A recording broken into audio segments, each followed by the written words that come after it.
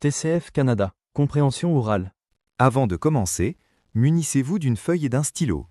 Mettez la vidéo sur pause, répondez aux questions, puis relancez-la pour découvrir les bonnes réponses. Écoutez les 4 propositions.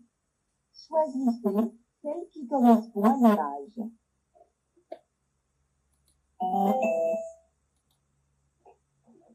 Regardez l'image 1. A, là, c'est marque à la montagne. B, là, c'est marque avec les voisins. C, là, c'est marque dans sa voiture. D, là, c'est marque devant le musée.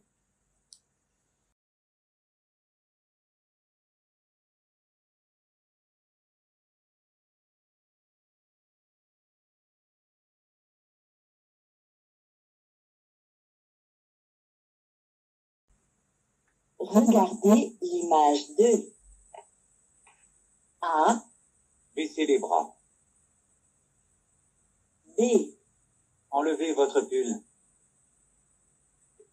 C, Installez-vous. D, Respirez bien fort.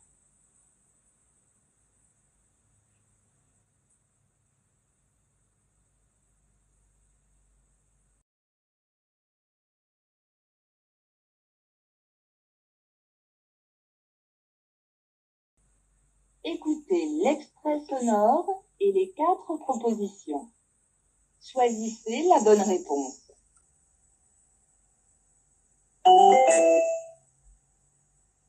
Question 3. Maman, le professeur de mathématiques nous a donné un problème très difficile pour demain. Je ne comprends rien et tout seul, je n'y arrive pas. Tu veux bien m'expliquer, s'il te plaît? A, c'est gentil. B, mais bien sûr. C, merci beaucoup. D, tu as raison.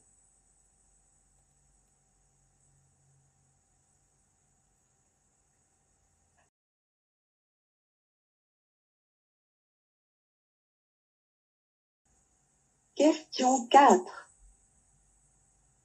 Je ne sais pas quel dessert préparer pour le dîner avec Marc ce soir. Qu'est-ce que tu penses d'une salade de fruits? A, Oui, bonne idée. C'est facile à préparer. B, Oui, fais-nous une tarte au citron. C, Oui, il aime bien le chocolat chaud. D, Oui, on peut manger au restaurant.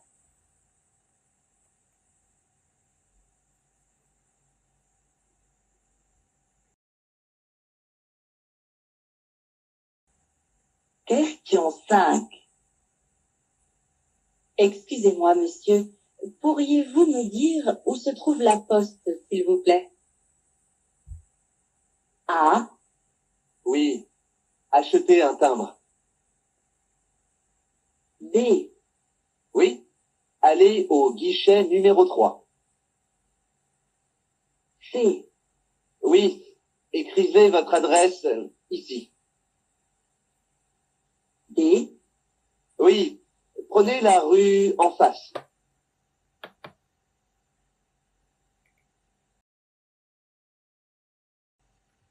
question 6. Je ne suis pas en forme. J'ai souvent mal au dos. Tu penses que je vais aller mieux si je fais du sport? A, oui, ce serait bien que tu manges mieux. B, oui, il faut que tu te reposes plus.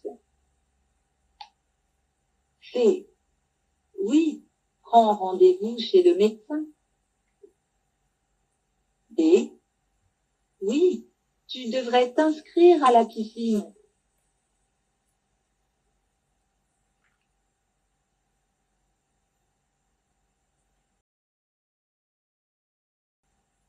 Question 7. Bonjour. C'est ici pour visiter l'appartement? Non, monsieur, pas ici. A, Pardon, j'ai déménagé. B, Pardon, j'ai fait une erreur.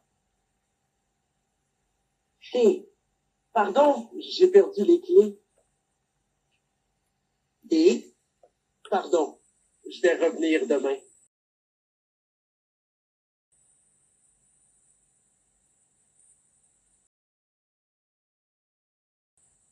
question 8. C'est bientôt l'heure de monter dans le train, mais est-ce que tu penses que j'ai le temps d'acheter un journal? A, Non, le train est annulé. B, Non, le train est complet. C, Non, le train est déjà là. D, Non, le train est en retard.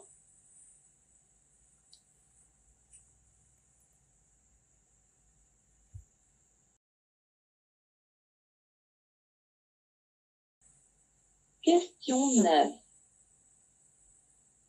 Maxime propose de faire du camping dans le sud de la France pour les prochaines vacances. Qu'est-ce que tu en penses? A, Bien sûr, je réserve l'hôtel. B, D'accord, on reste à la maison. C, Non, l'appartement est trop cher. D, Pourquoi pas? Les enfants vont adorer.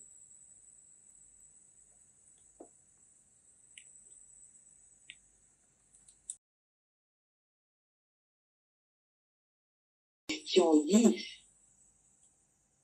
Quand commence le festival de jazz de Montréal? A, Début juin, B, depuis hier, C, jusqu'à minuit, D, pendant 10 jours.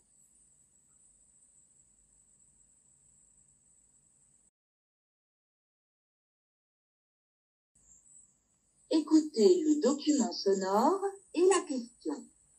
Choisissez la bonne réponse.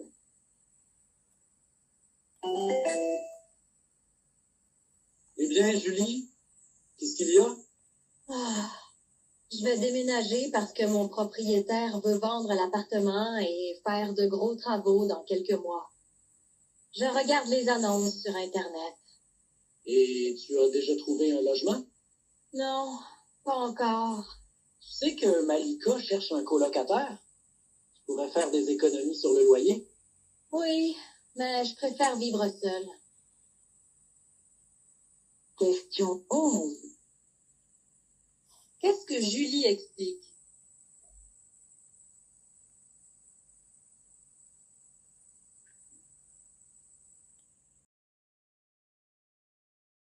Dernier appel pour les passagers à destination de Montréal.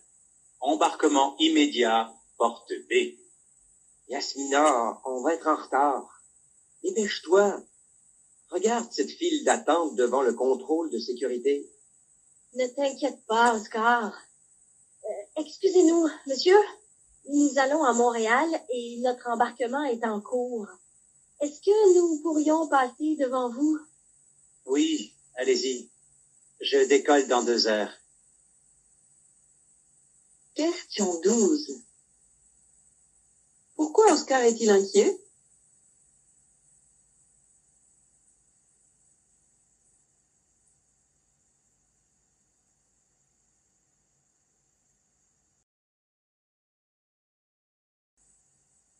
Sophie, je ne trouve pas le dossier Sanofi.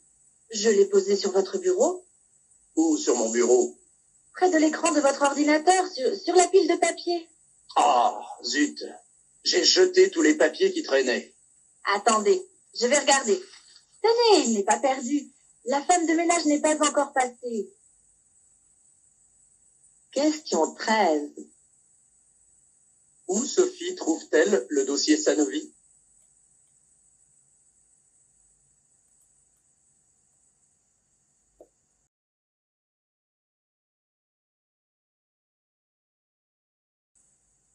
Bonjour, je voudrais réserver un séjour aux Seychelles. Alors, j'ai plusieurs formules de voyage à vous proposer. J'ai notamment quelque chose de très intéressant. Un combiné avion plus hôtel 4 étoiles sur l'île principale à 1 300 € la semaine. Départ entre le 10 et le 15 décembre. C'est au-dessus de mes moyens. Qu'auriez-vous d'autre à me proposer? J'ai aussi des hôtels de catégorie inférieure. Oui, je préférerais. Question 14. Qu'est-ce qui pose problème aux clients?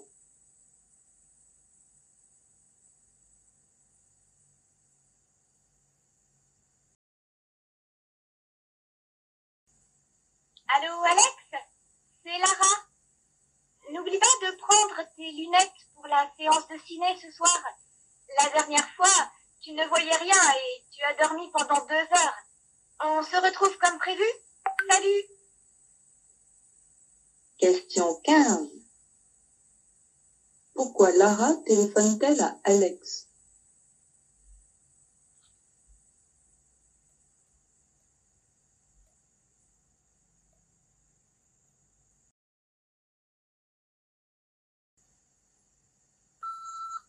Bonjour, monsieur Lefort. Je suis Pierre Toussaint, des affaires culturelles de la ville d'Aubervilliers. Je vous contacte car vous avez répondu à notre offre d'emploi pour notre médiathèque. Votre profil nous intéresse pour le poste de bibliothécaire, mais je souhaiterais vous rencontrer pour obtenir des informations complémentaires. Pourriez-vous contacter mon assistant avant vendredi après-midi pour lui faire part de vos disponibilités? Bonne journée. Question 16. Pourquoi Pierre Toussaint appelle-t-il Monsieur Lefort?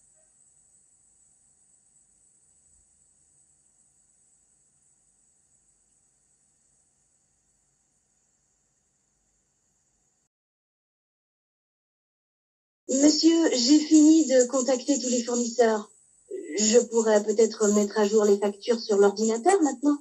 Occupez-vous plutôt d'abord du rangement des dossiers de litige dans les chemises cartonnées. Merci, Sandra. Question 17. Que doit faire Sandra?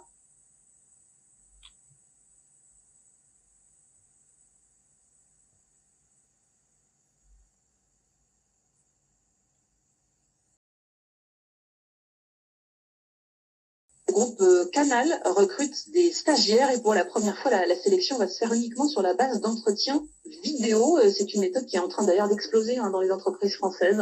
Oui, c'est une première. La chaîne emboîte le pas à un processus de recrutement très à la mode. Un chiffre sur le site de recrutement Météo Job, le nombre de candidats ayant passé un entretien vidéo a augmenté de 250% entre 2016 et 2017. Ah oui. Voilà comment ça se passe. Canal+, pour prendre son exemple, reçoit des milliers de CV de jeunes qui veulent accéder à des stages ou trouver des contrats d'alternance. Elle ne doit en retenir que 120. Question 18. Qu'apprend-on sur les entreprises françaises?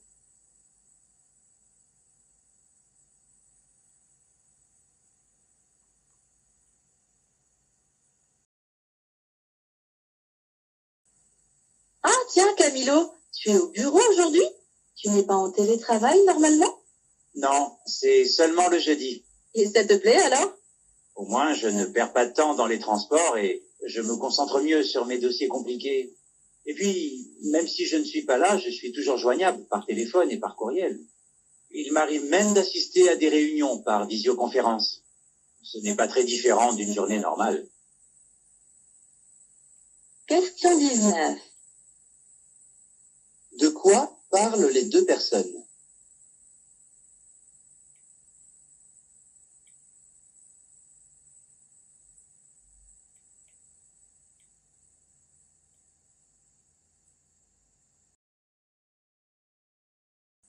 Bonjour, c'est Marie. Vous n'êtes pas là? Bon. Je vous appelais comme promis au sujet des réservations des places de théâtre avant votre départ au Pérou. Je vous propose un autre spectacle que Bérénice, car ça ne se joue plus. Pourquoi pas Anne Roman? Il paraît que son spectacle est très bien et plein d'humour. Ou bien André Sulers, qui lit des textes qu'il a créés lui-même sur les athlètes de haut niveau. Dites-nous ce que vous en pensez. Je réserverai les places. Nous partons en Bretagne demain, mais je crois que vous avez notre numéro de téléphone là-bas. À bientôt. Question 20. Que propose Marie à ses amis?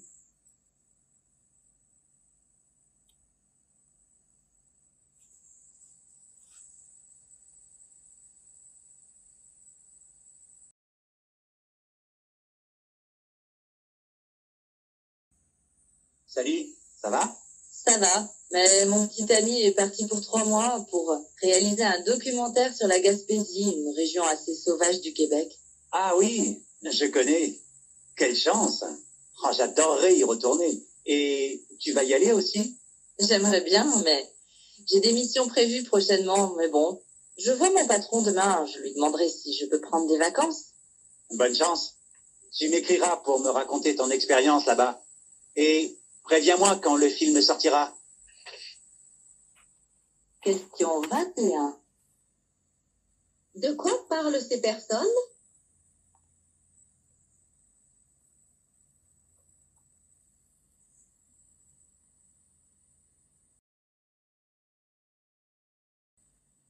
Salut Nathalie. Alors, comment s'est passé ton week-end à la montagne? L'endroit était splendide, mais le séjour a été gâché parce qu'il a plu tout le temps. On n'a pas pu faire de la randonnée comme prévu. Ah, c'est dommage. Qu'est-ce que vous avez fait alors?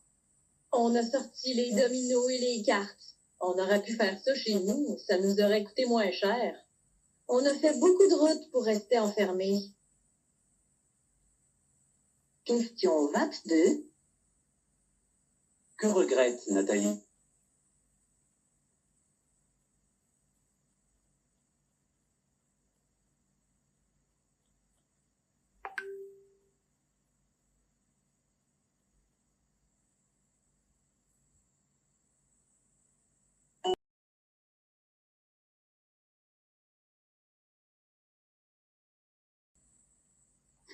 Et donc, les compositeurs ont un autre métier, c'est-à-dire que où ils sont chefs d'orchestre, où ils sont directeurs de conservatoire, où ils sont enseignants, chercheurs, directeurs artistiques parfois, parce que leur métier de compositeur ne leur permet pas de pouvoir avoir suffisamment de rémunération pour vivre correctement. Je pense qu'il doit y avoir à peu près que 2 ou 3% de compositeurs aujourd'hui qui vivent réellement de leur musique. C'est vraiment très très peu. Question 23. Quelles difficultés les créateurs de musique rencontrent-ils?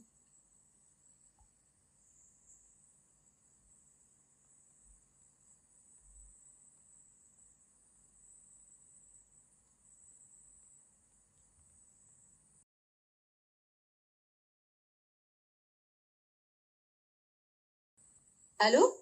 Salut, c'est Julie. Ça va? Je voulais prendre de tes nouvelles, et aussi de Sarah. Ça va, je suis fatiguée, mais tout se passe bien. Sarah a bien grandi, elle est très mignonne, mais les nuits sont encore difficiles, je ne dors pas beaucoup. Eh oui, elle n'a que 3 mois. Il faut attendre encore un peu. Après, tu feras moins de biberons la nuit. Ouais, heureusement, ma mère vient souvent m'aider la journée. Ça me permet de faire une sieste et Sarah adore voir sa mamie qui lui chante plein de chansons. Génial. Je viendrai vous voir moi aussi. Question 24. De quoi parlent les 2 amis?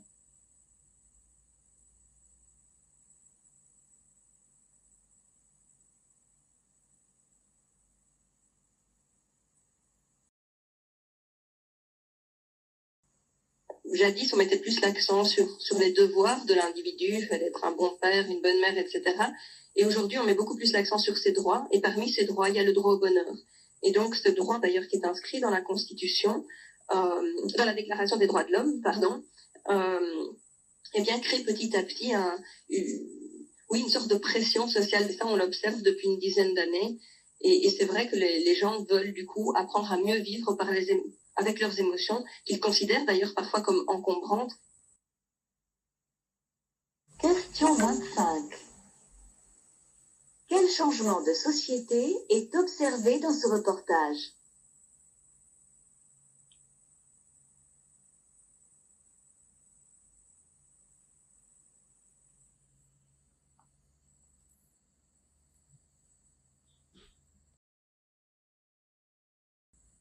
Une initiative vient de voir le jour, elle s'appelle Collectibio. Oui, c'est un collectif de 13 marques bio qui a mis ce projet sur pied en partenariat avec des magasins spécialisés bio. Il y a des indépendants et des magasins en réseau. Au total, il y a quand même plus de 650 points de collecte implantés en France. En pratique, en fait, vous êtes invité à ramener vos emballages non recyclables en magasin pour les déposer dans des box pour que l'opérateur terrassique recycle ces déchets pour en faire des tables ou des bancs en plastique, par exemple. Alors, on peut même déposer des emballages de marques qui ne sont pas partenaires de cette opération. Eh oui, absolument, même s'il en a coûté 175 000 € aux 13 pionniers pour rendre possible cette initiative. D'ailleurs, on peut se demander si ça n'aura pas un impact sur le prix des produits. Question 26. À quoi aboutit l'initiative Collectibio?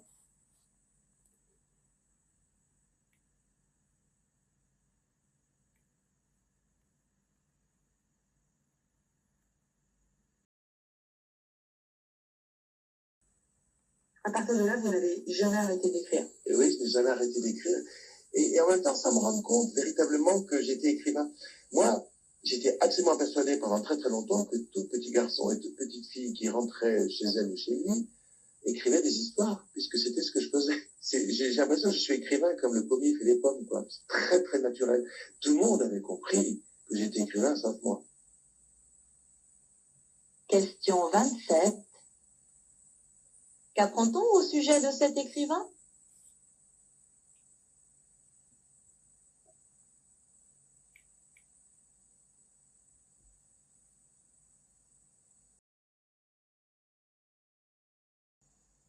La navigatrice Marie Levallois est la porte-parole de la Semaine de la mer. Écoutons-la.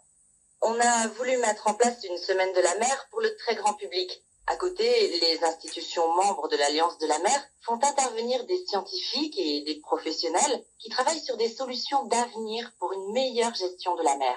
Mais il faut mobiliser tout le monde pour faire prendre conscience que les océans ne sont pas seulement l'endroit où on va passer ses vacances, mais participent aussi à la régulation du climat, fournissent 70% de l'oxygène qu'on respire, représentent un réservoir de solutions en énergie renouvelable et médicinale.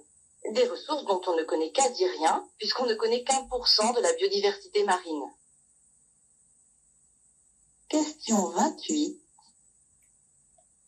Que propose la navigatrice?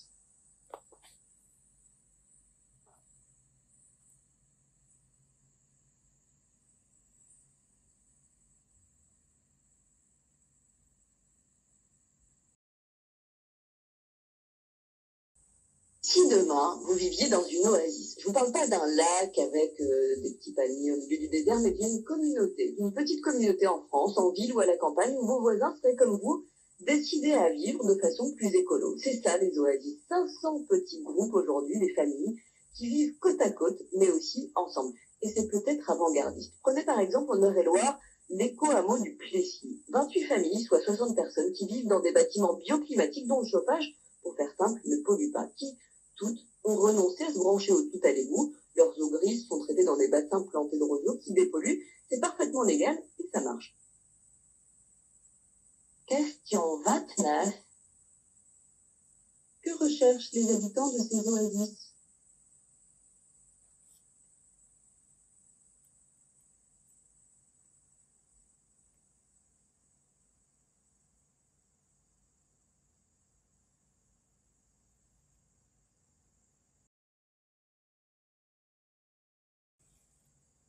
Avoir un beau sourire est un atout majeur de notre bien-être et un élément important dans notre relation avec les autres. Nous en parlons avec le docteur Franck Amoyel. Bonjour. Bonjour. Comment d'abord définiriez-vous le sourire? C'est un atout extraordinaire qui produit une grande confiance, qui attire le regard des autres. En plus, il participe à une relation sociale. Vous savez, un sourire heureux nous rend heureux. Un sourire triste nous rend triste. Et toutes ces expressions de visage, finalement, pénètrent notre inconscient Et c'est notre cerveau qui les décode. Ce qu'il faut savoir aussi, c'est que le sourire, il est inné. Il est déterminé génétiquement. Question 30. Quel est le rôle du sourire d'après ce docteur?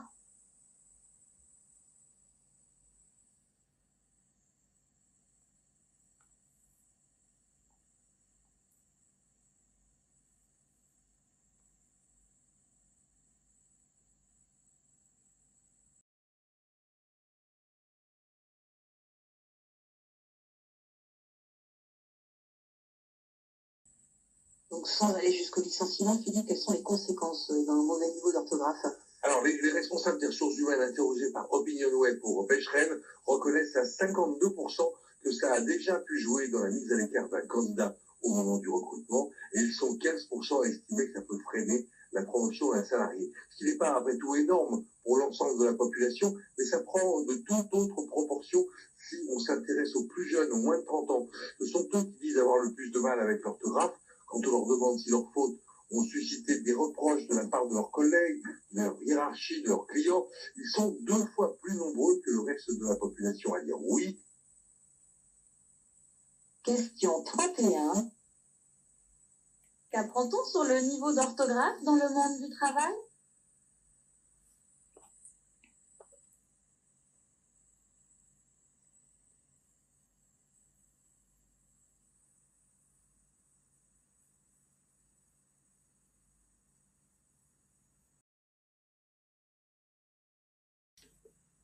Et je me suis rendu compte que nous vivions dans un monde où nous ne nous autorisions pas à être nous-mêmes, à nous écouter, à nous respecter. Et c'est surtout cette manière dont nous sommes pris par une forme d'auto-exploitation qui emmène tant de gens jusqu'à l'épuisement, jusqu'au burn-out, qui m'a donné envie de dire juste sauvez votre peau, devenez narcissique. Et je crois qu'en fait, être narcissique, c'est pouvoir s'écouter, se rencontrer, se respecter. Et je crois que ça, c'est vraiment aujourd'hui crucial. Question 32. Que déplore cet homme à propos des individus dans le monde actuel?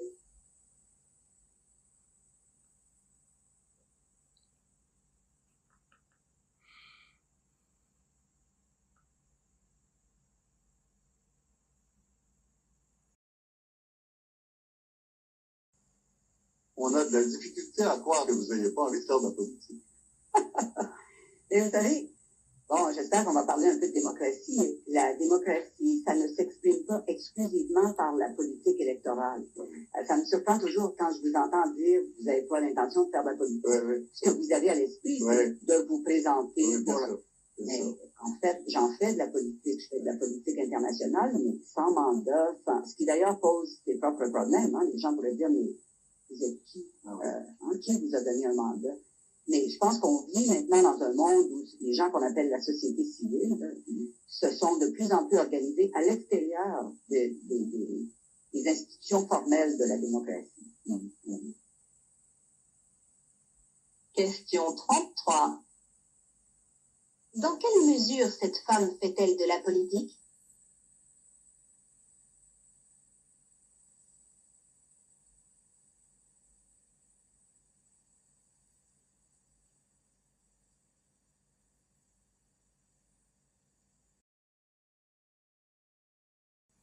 Selon ce comité d'experts, c'est une stratégie qui ne fait que davantage mettre en opposition les pays en voie de développement et les pays développés.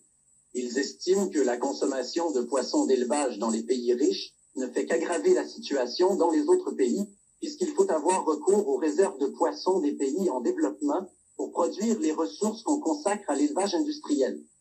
L'aquaculture, qui nous donne donc des saumons et autres choses, est une grande consommatrice de farine de poisson. Or, la farine de poisson est obtenue en broyant des poissons tout à fait consommables, des harengs, des maquereaux, des anchois, et ainsi de suite. On détruit du poisson consommable, du poisson bon marché, pour en faire du poisson cher, qui est vendu dans les pays occidentaux. Question 34. Selon l'intervenant, pourquoi l'aquaculture pose-t-elle problème?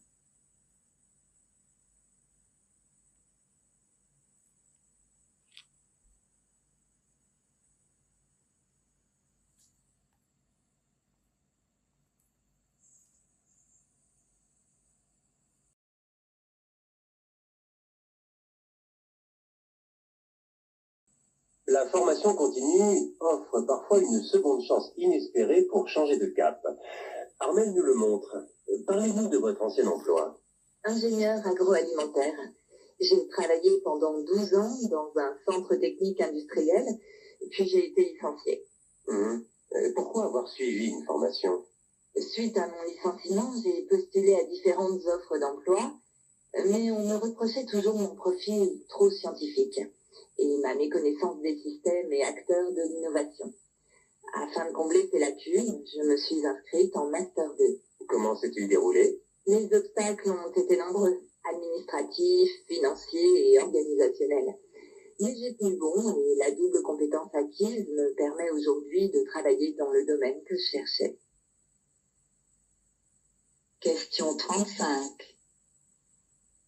Qu'est-ce qui a conduit Armelle à suivre une formation continue?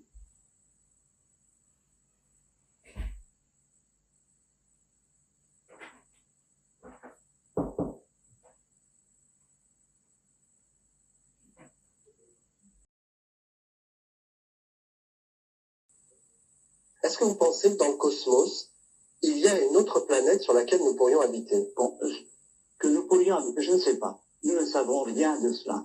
Je sais que mon opinion, mais c'est une opinion, c'est pas quelque chose que je peux appuyer par des preuves scientifiques, c'est que dans cet univers, la vie est un phénomène très général. Je pense qu'il y a beaucoup de planètes, d'exoplanètes habitées. Mais je ne peux pas l'affirmer parce que j'ai pas de preuves. J'ai des collègues qui pensent le contraire. Donc c'est un bon sujet de discussion pour les jours où la télévision est en panne. Question 36. Que dit le scientifique sur l'existence extraterrestre?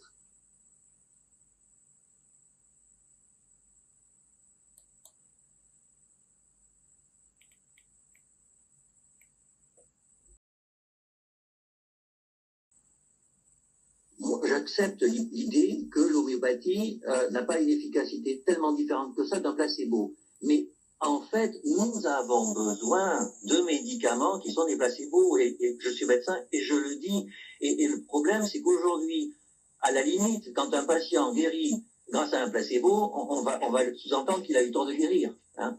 C'est-à-dire que oui, effectivement, il faut être un peu humble. En médecine, on ne comprend pas tout ce qui se passe. Et par moments, nous guérissons grâce à une injonction thérapeutique ou à autre chose que l'on ignore et qu'il faut étudier. Question 37. Quel est le propos de ce médecin?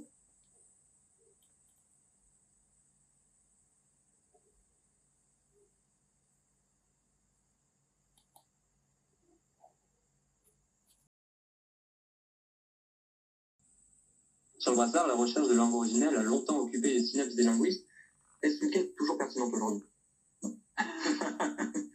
Non, enfin, oui et non, parce que, comme on l'a dit tout à l'heure, il n'y a plus de traces. À moins de 10 000 ans, à peu près à quelque chose près, à la gauche, on n'a plus de traces du tout de ce qui était parlé.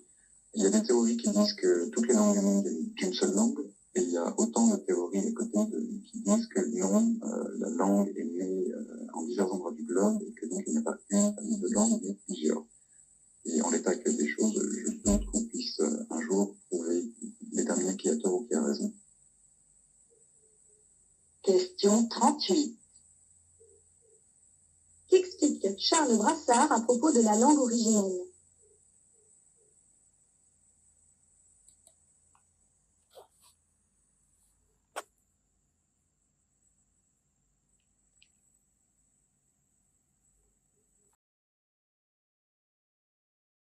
Si cette vidéo t'a apporté de la valeur, pourquoi ne pas te donner toutes les chances de réussir? Le pack complet de préparation est disponible. Merci de remplir le formulaire en description. Pour recevoir plus de vidéos, n'oubliez pas de vous abonner, aimer et partager.